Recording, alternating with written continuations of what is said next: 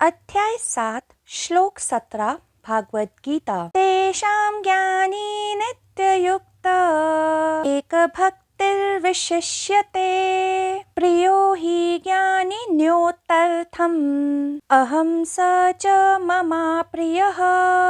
अनुवाद। इनमें से मैं उन्हें श्रेष्ठ मानता हूँ जो ज्ञान युक्त होकर मेरी आराधना करते हैं और एक ही भाव होकर अनन्य भाव से मेरे प्रति समर्पित हैं।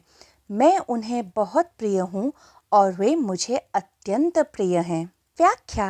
एक ही भाव का अर्थ यह है कि परमात्मा और साधक के बीच किंचित मात्र भी कोई अंतर, कोई भेद ना रहे। यदि मनुष्य किसी से सच्चा प्रेम करता है तो उसके साथ वह वैसा ही व्यवहार करता है जैसा वे स्वयं के साथ करता है। उसके साथ वो वैसे ही रहता है जैसे वह स्वयं के साथ रहता है। मनुष्य जिससे प्रेम करता है उससे कुछ छुपाता नहीं है, न सच न झूठ, न पाप न पुण्य।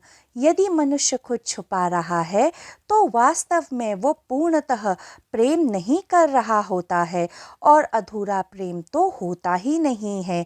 इस संसार में अधूरे प्रेम का तो कोई अस्तित्व है ही नहीं। तो यदि मनुष्य परमात्मा से प्रेम करता है, परमात्मा को समर्पित है, तो वह परमात्मा से कुछ भी नहीं छुपाएगा। मनुष्य की आराधना तब तक पूरी नहीं हो सकती है जब तक वह अपना पाप स्वीकार न कर ले, क्योंकि पाप छुपाना ही मनुष्य और परमात्मा के बीच दूरी बना देता है।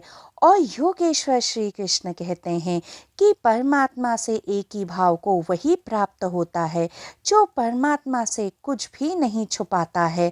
फिर योगेश्वर श्री कृष्ण कहते हैं कि ऐसे एक ही भाव, अनन्य भाव से जो ज्ञानी मेरे पास आते हैं, मुझे प्रेम करते हैं, मैं भी उन्हें प्रेम करता हूँ।